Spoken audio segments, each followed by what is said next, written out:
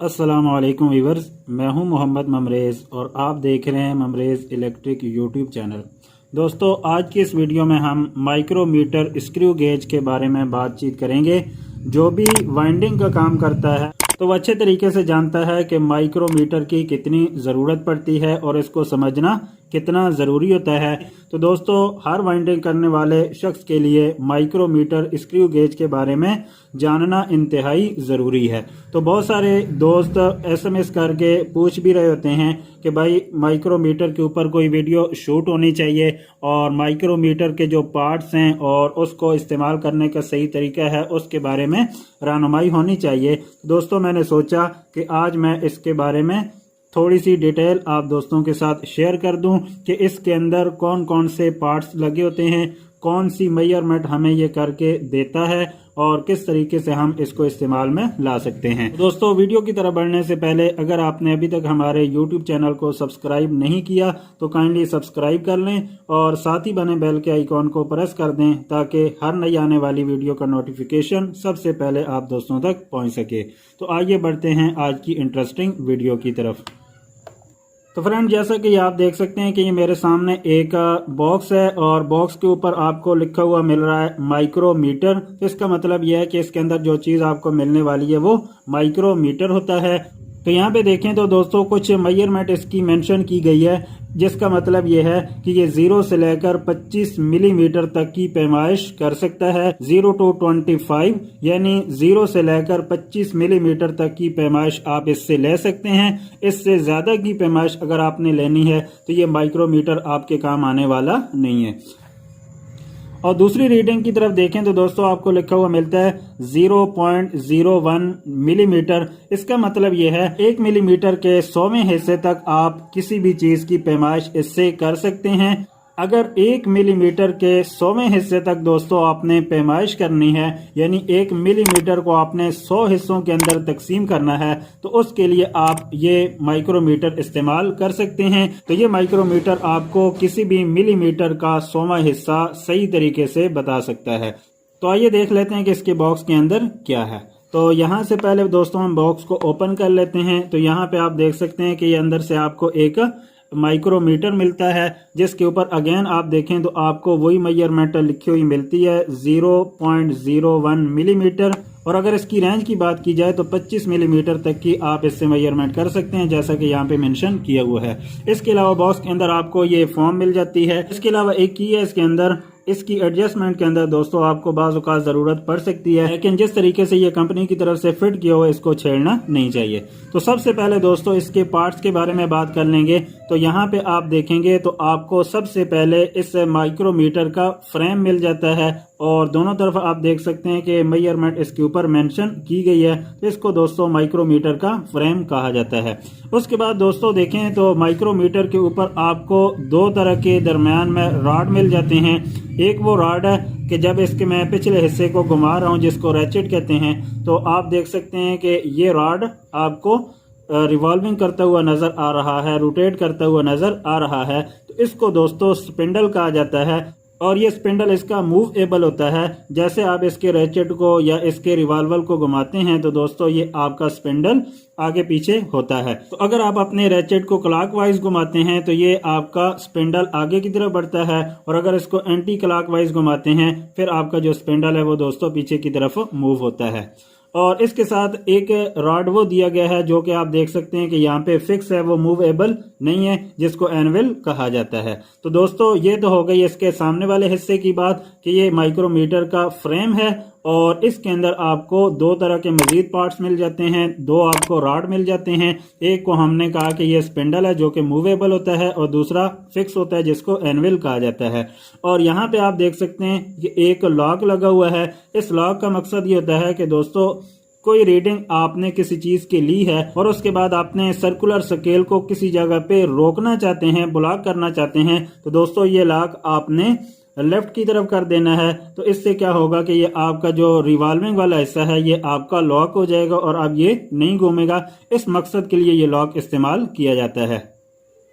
और इसकी बैक पे देखें तो दोस्तों आपको स्केल नजर आ रहा है। तो इसके अंदर दोस्तों दो तरह के स्केल आपको दिए गए हैं। सबसे पहले हम बात कर लेते हैं इसके मेन स्केल की। तो आप देख सकते हैं कि जो स्पिंडल के पीछे एक स्केल बना हुआ है जो कि यहाँ पे फिक्स किया हुआ है, तो इसको दोस्तों हम कहते हैं ये मेन स्केल है इसकी। और इस स्केल के ऊपर आपको रीडिंग मिलती है मिलीमीटर के अंदर। आप देख सकते हैं कि सेंटर के अंदर एक लाइन लगी हुई है। इस लाइन को हम दोस्तों बेस लाइन कहते हैं। इस बेस लाइन के ऊपर भी कुछ रीडिंग आपको लिखी हुई मिलती है, इस बेस लाइन के नीचे भी कुछ रीडिंग आपको लिखी हुई मिलती है। अगर टॉप रीडिंग की बात की जाए तो दोस्तों ऊपर जो रीडिंग आपको लिखी हुई मिलती है ये मिलीमीटर की रीडिंग है दोस्तों। इसका मतलब ये है कि यहाँ पे जो डिवीजन की गई है तो पहले डिवाइजर से लेके दूसरे डिवाइजर तक दरम्यान का जो हिस्सा आपको मिलता है ये 1 मिलीमीटर का होता है। और 0 से लेकर 5 तक का जो दरम्यानी डिस्टेंस है ये आपको 5 मिलीमीटर का मिलता है। और दरम्यान में आप देख सकते हैं कि हर 1 मिलीमीटर के ऊपर एक निशान दिया गया है जो रिप्रेजेंट करता है कि यहाँ तक आपका 1 मिलीमीटर है, उसके बाद 2 है, फिर 3 है, फिर 4 और ये यहाँ तक 5 मिलीमीटर आपका डिस्टेंस बनता है। और अगर बॉटम रीडिंग की बात की जाए तो आप देख सकते हैं कि बेस लाइन के नीचे भी कुछ रीडिंग दी गई है। और अगर आप गौर करें तो आपको नजर आएगा कि नीचे जो लाइनें लगाई गई हैं ये ऊपर वाले हर मिलीमीटर के सेंटर के अंदर ये लाइन लगाई गई है। जैसा कि ये आप देख सकते हैं कि 0 से लेकर ये पहली लाइन तक का जो डिस्टेंस है ये 1 मिलीमीटर बनता है। और बेस लाइन के नीचे जो लाइन लगाई गई है ये बिल्कुल इसके सेंटर के अंदर है। तो इसका मतलब ये हुआ कि ये आपको 0.5 मिलीमीटर का डिस्टेंस बता रही है। तो दोस्तों अगर नीचे वाली रीडिंग को देखा जाएगा तो ये 0.5 मिलीमीटर आपकी बनती है। तो इसका मतलब ये हुआ कि जो मेन स्केल की रीडिंग है दोस्तों वो आपको 0.5 मिलीमीटर से लेकर 1 मिलीमीटर तक की कम से कम पैमाइश दे सकती है। और दूसरे स्केल की बात की जाए तो दोस्तों यहाँ पे आप देख सकते हैं कि ये फिक्स नहीं है बल्कि ये मूवेबल है। जैसे जैसे हम इसको क्लॉकवाइज घुमाते हैं तो ये मेन स्केल के ऊपर आगे की तरफ बढ़ रहा है, यानी राइट टू लेफ्ट जा रहा है। अगर हम इसको एंटी क्लॉकवाइज घुमाते हैं तो आप देख सकते हैं कि ये लेफ्ट टू राइट आ रहा है, यानी मेन स्केल से ये पीछे हटता आ रहा है।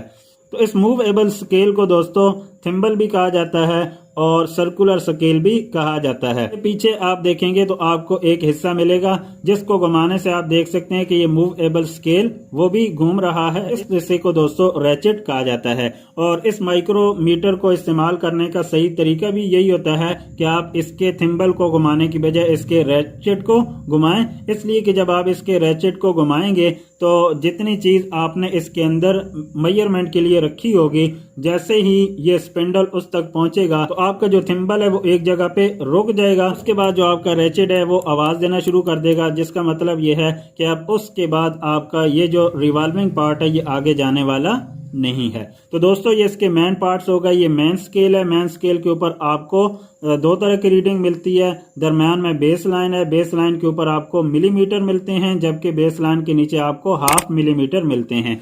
और पीछे वाला हिस्सा जो कि मैंने बताया है कि ये इसका थिम्बल है और ये सर्कुलर स्केल है। और यहाँ पे भी आप देख सकते हैं कि कुछ रीडिंग आपको लिखी हुई मिलती है। और सबसे आखिर में देखें तो आपको रैचेट मिलता है। अब दोस्तों बात कर लेते हैं इस मूवेबल स्केल के ऊपर जो रीडिंग लिखी हुई है ये रीडिंग कौन सी है। तो सर्कुलर स्केल के ऊपर भी आप देख सकते हैं कि इसकी रीडिंग 0 से शुरू हो रही है और हर मिलीमीटर के बाद एक लाइन खींची गई है। और जैसे ही 5 मिलीमीटर मुकम्मल होते हैं तो वो दोस्तों एक बड़ी लाइन लगा दी जाती है और इसके साथ ही एक फिगर भी लिखा हुआ है 5। तो इसका मतलब ये हुआ कि ये 0 से लेकर 5 मिलीमीटर तक का ये डिस्टेंस है और इसको बड़ी लाइन से मेंशन किया गया है। तो इस तरीके से दोस्तों 0 से लेकर 50 तक इसके ऊपर मिलीमीटर्स की लाइन लगाई गई हैं। तो अब दोस्तों बात कर लेते हैं कि इस माइक्रोमीटर के साथ हम किस तरीके से अपनी वायर को मेजर कर सकते हैं। इसके अलावा किसी भी चीज को हम इस माइक्रोमीटर के साथ कैसे मेजर कर सकते हैं। दोस्तों थोड़ा सा डेमो करके मैं आपको बता देता हूं कि किस तरीके से हम माइक्रोमीटर को इस्तेमाल करके किसी भी वायर का नंबर मालूम कर सकते हैं। तो ये जैसा कि आप देख सकते हैं कि ये वायर है। तो अब हम इसका नंबर मालूम करते हैं कि ये वायर कौन से नंबर की है। तो सबसे पहले दोस्तों आपने इसके रैचेट को घुमा के इसके स्पिंडल को इसके एनवल के साथ मिला देना है, जैसा कि यहाँ पे आप देख सकते हैं। और यहाँ पे आपने देखना है कि इसकी रिवॉल्विंग स्केल की जो 0 वाली लाइन है वो आपकी बेस लाइन के बिल्कुल बराबर होनी चाहिए, उससे ऊपर या नीचे नहीं होनी चाहिए। तो अगर ये लाइन आपकी आगे पीछे आ रही है तो इसका मतलब यह है कि आपका माइक्रोमीटर आपको सही रीडिंग नहीं दे पाएगा। तो सबसे पहले आपने इंश्योर कर लेना है कि आपके सर्कुलर स्केल की जो 0 की लाइन है वो आपकी बेस लाइन के बिल्कुल बराबर हो। उसके बाद दोस्तों जिस वायर को आपने मेजर करना है वो वायर आपने यहाँ पे इसके स्पिंडल और इसके एनवेल के दरमियान रखनी है। तो रैचेट को एंटी क्लॉकवाइज घुमा के इसके दरमियान मैं वायर को रखता हूँ और फिर रैचेट को मैं क्लॉकवाइज घुमा के इसको टाइट कर देता हूँ। तो यहाँ पे आप देख सकते हैं कि इसका स्पिंडल और एनवेल आपस में मिल चुके हैं। और मजीद अगर मैं इसके रैचेट को घुमाता हूँ तो आप देख सकते हैं कि आपको आवाज आ रही है और इसका जो सर्कुलर स्केल है वो मजीद आगे नहीं बढ़ रहा। तो यहाँ पे आप देख सकते हैं कि 30 मिलीमीटर के साथ जो लाइन बड़ी लगाई गई है वो आपकी बेस लाइन के बराबर है। इसका मतलब यह है कि हमारे पास जो रीडिंग आई है वो दोस्तों 30 आई है। तो अब देख लेते हैं कि आया ये 30 नंबर की वायर है या नहीं है। तो दोस्तों ये 30 नंबर की वायर नहीं है बल्कि ये 32 नंबर की वायर है। तो फ्रेंड्स आपने देखा कि सर्कुलर स्केल पे जो रीडिंग आई है वो 30 है, जबकि हमारी वायर का नंबर जो है वो 32 है। तो इसके पीछे लॉजिक क्या है? तो दोस्तों इसके पीछे लॉजिक ये है कि हमारी सर्कुलर स्केल का जो नंबर आया है इसको हम अपने माइक्रोमीटर के लीस्ट काउंट फिगर के साथ मल्टीप्लाई करते हैं। तो हमारा जो इस माइक्रोमीटर का लीस्ट काउंट फिगर है यानी इसकी मेजरमेंट की सबसे छोटी जो इकाई है वो है 0.01। तो इस 30 को दोस्तों हमने 0.01 के साथ मल्टीप्लाई करना है। मल्टीप्लाई करने के बाद इसको बेस वाली रीडिंग के साथ ऐड करेंगे। तो एडिशन के बाद जो जवाब आएगा वो फिर हमने चार्ट के अंदर देखना है कि चार्ट के अंदर ये किस नंबर के इक्वल है। तो ये दोस्तों आपको 32 नंबर के इक्वल मिलता है। तो इससे पता चलता है कि जो आपके पास माइक्रोमीटर के सर्कुलर स्केल की रीडिंग आएगी वो कुछ और होगी और आपकी वायर का जो नंबर होगा वो कुछ और होगा। तो इस सारी कैलकुलेशन से बचने के लिए दोस्तों एक चार्ट हमने तैयार किया हुआ है अपने इस्तेमाल के लिए। तो वो मैं आप दोस्तों से शेयर कर देता हूं कि जो जो मशहूर नंबर हैं जो ज़्यादा इस्तेमाल होते हैं तो वो तार के नंबर भी लिखे हुए हैं और उसके साथ साथ सर्कुलर स्केल पे जो रीडिंग आएगी वो भी लिखी हुई है।